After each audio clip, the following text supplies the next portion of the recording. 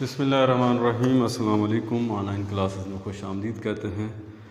آج کا لیکچر اس حوالہ سے بہت اہم ہے کیونکہ آج آپ کا جو اردو کا پیپر ہے اس کو حل کرنے کا طریقہ کار بتایا جائے گا۔ طریقہ کار سے مراد یہ ہے کہ آپ کو سب سے پہلے تو پیپر پیٹرن یاد ہونا چاہیے، جو کہ آپ کو پہلے 2 لیکچر میں میں نے بتایا ہے، ان کو ضرور دیکھیے گا تو پھر آپ کو بات سمجھ آئے گی۔ ہم نے آج وقت کی تقسیم کرنی ہے کہ اردو کے جو پیپر ہے اس میں وقت کس طرح تقسیم کرنا ہے۔ اس سے مراد یہ ہے کہ 2 گھنٹے اور 40 منٹ میں آپ کا انشائیہ پیپر کے لیے وقت ہوتا ہے، تو اس 2 گھنٹے اور 40 منٹ میں آپ نے اشعار کی تشریح بھی لکھیں گے، آپ پھر سیاق و سباق والا سوال بھی ہے، سبق کا خلاصہ ہے، نظم کا خلاصہ ہے، مضمون ہے، خط یابتی ہے، تو یہ ساری چیزیں آپ نے 2 گھنٹے اور 40 منٹ میں جو ہے آپ نے لکھنی ہے یہ ساری چیزیں۔ تو آپ جانتے ہیں کہ اردو کا جو پیپر ہے وہ طوالت کے لحاظ سے آپ کے دیگر تمام جو پیپرز ہوتے ہیں ان سے منفرد اور مختلف ہے، تو یہ خاصا طویل پیپر ہوتا ہے، اس لیے اس بات کو محسوس کیا گیا کہ آپ کو وقت کی تقسیم ہم پہلے بتا دیں جو کہ پیپر پیٹرن کے ساتھ ہے۔ اگر آپ کو یہ بات بھی یاد رہے گی تو پھر آپ کے لیے بہت آسانی پیدا ہو جائے گی اور آپ کسی بھی ایسی صورتحال کا شکار نہیں ہوں گے جو کہ بعد میں آپ کے لیے پریشانی کا باعث بنے۔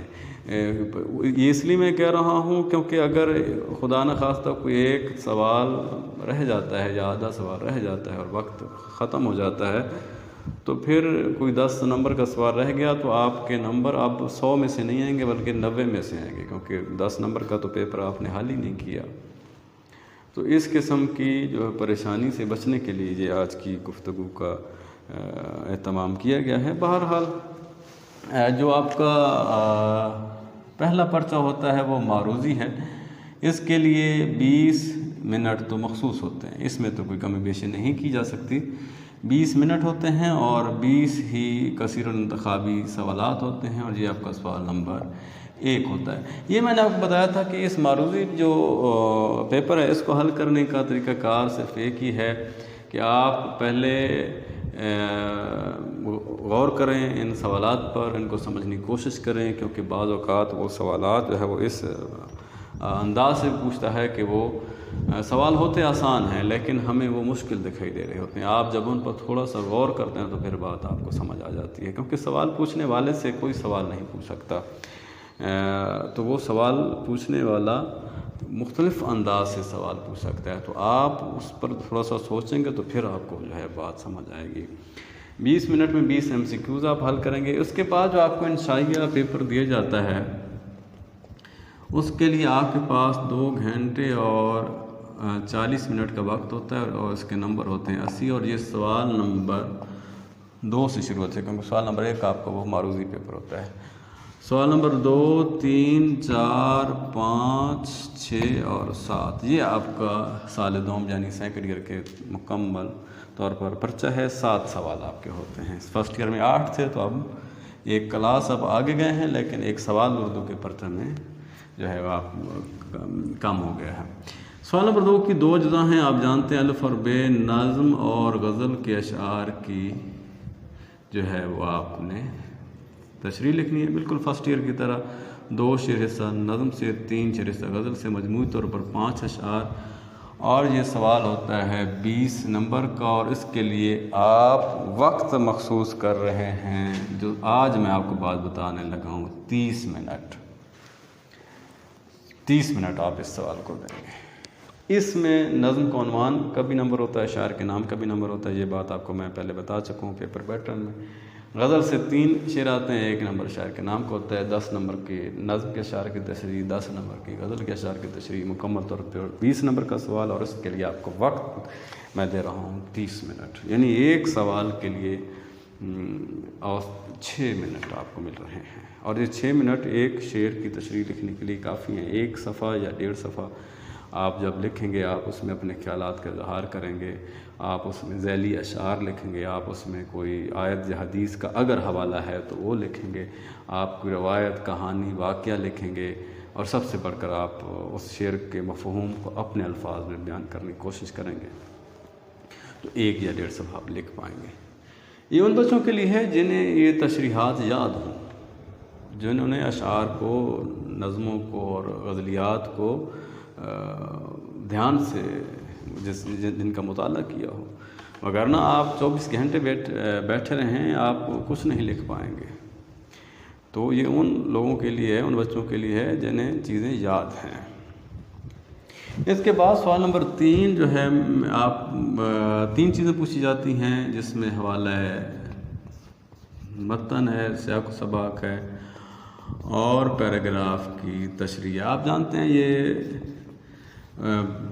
15 نمبر کا سوال ہوتا ہے، 1 نمبر مصنف کے نام کا، 1 سبق کے عنوان کا، 3 نمبر کا سیاق و سباق اور 10 نمبر کی پیراگراف کی تشریح۔ اور اس کے لیے آپ کو وقت میں دے رہا ہوں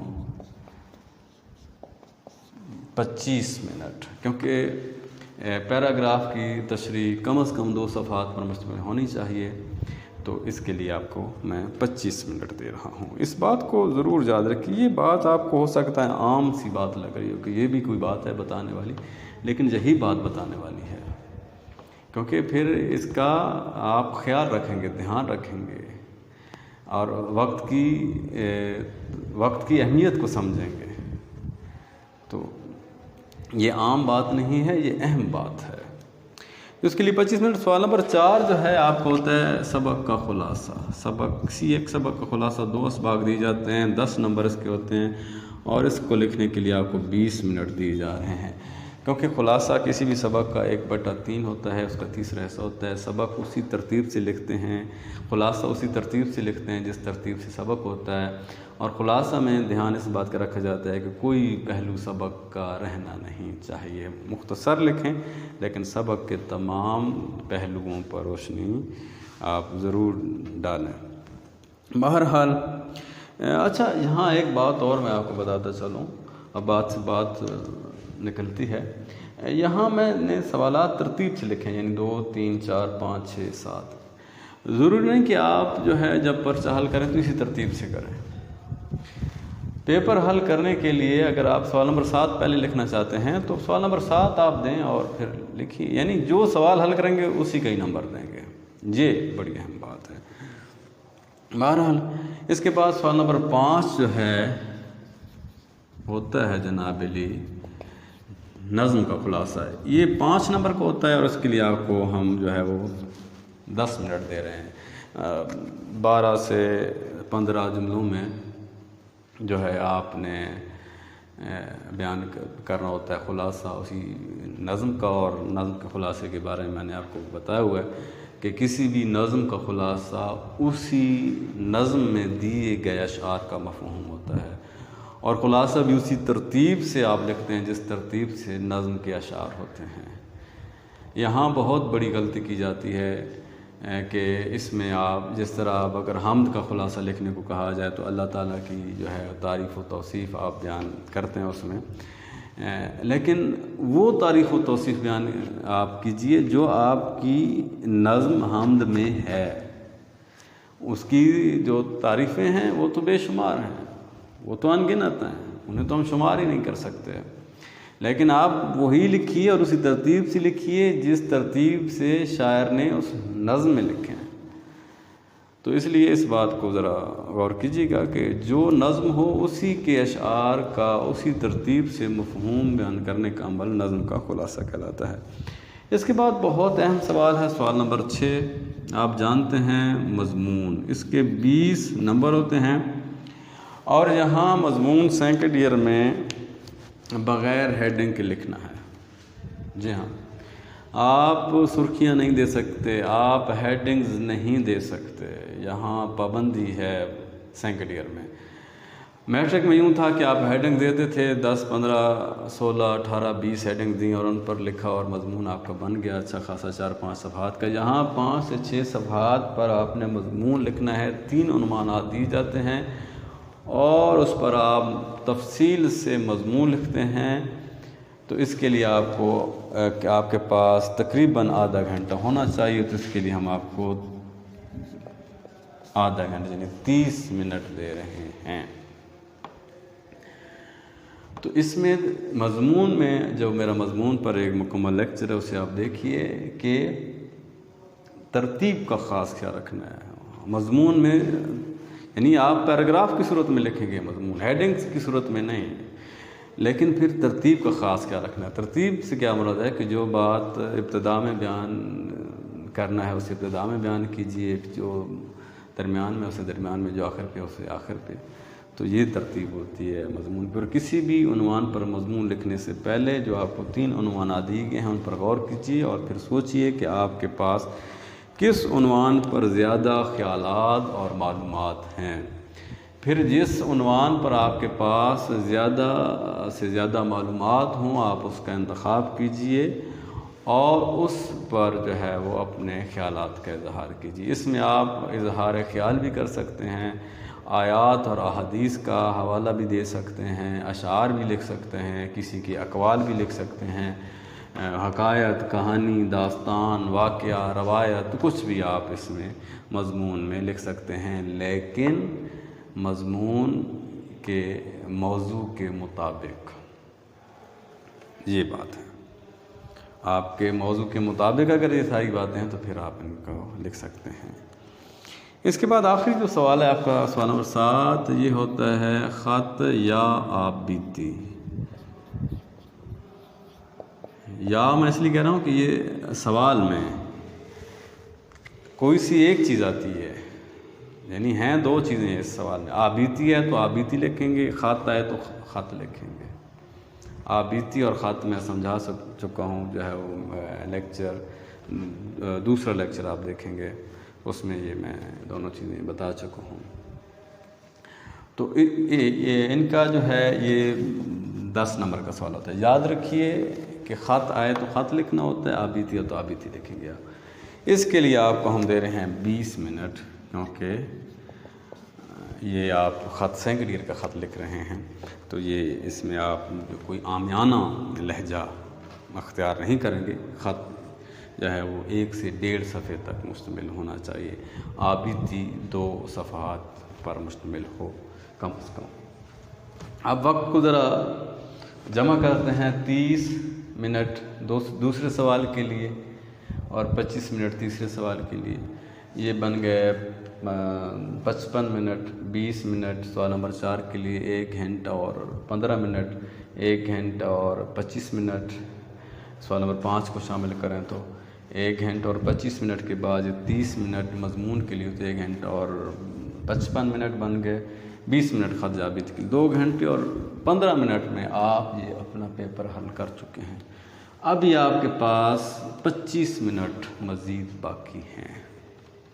ان 25 منٹ میں آپ کا اگر کوئی سوال ادھورا رہ گیا ہے تو اسے مکمل کیجئے، کہیں مارکر کا استعمال رہ گیا ہے اسے کیجئے، کہیں پر کوئی حاشیہ اجاگر کرنا ہے وہ کیجئے، کوئی آپ کو شعر یاد نہیں آ رہا تھا اس وقت، اب یاد آ گیا ہے، اس کا ایک مصرع آپ نے لکھا تھا، دوسرا آپ کو یاد نہیں آ رہا تھا، اب یاد آ گیا تو اسے لکھ لیجئے، کیونکہ یہ ایک نفسیاتی معاملہ ہے امتحان۔ آپ کسی بھی عمر میں پرچہ لکھ رہے ہوں، پرچہ دے رہے ہوں تو کچھ چیزیں بھول جاتی ہیں وقت پر، لیکن پھر کچھ دیر بعد جب آپ اس پر سوچتے ہیں یا آپ کا جب قلم رواں ہوتا ہے تو پھر آپ کو وہ چیزیں یاد آنا شروع ہو جاتی ہیں اور آپ اس کو لکھ سکتے ہیں۔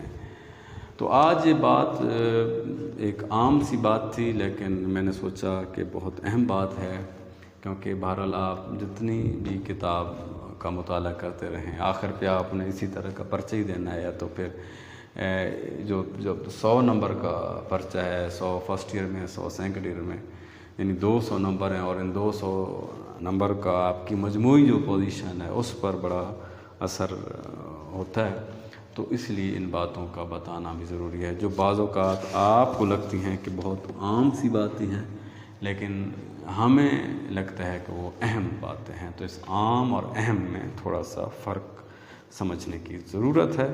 اس کو یاد رکھیے گا، اور انشاءاللہ تعالی جب آپ کا سلیبس ختم ہوگا تو پھر بھی آپ کو یہ بات ہم بتائیں گے، تاکہ جب آپ کمرے امتحان میں جائیں تو آپ کے ذہن میں یہ سارے نکات ہوں۔ کسی بھی قسم کا سوال ہو تو آپ مجھ سے پوچھ سکتے ہیں اور انشاءاللہ کوشش کی جائے گی کہ اس کو میں بتا سکوں۔ اجازت چاہوں گا، خدا حافظ۔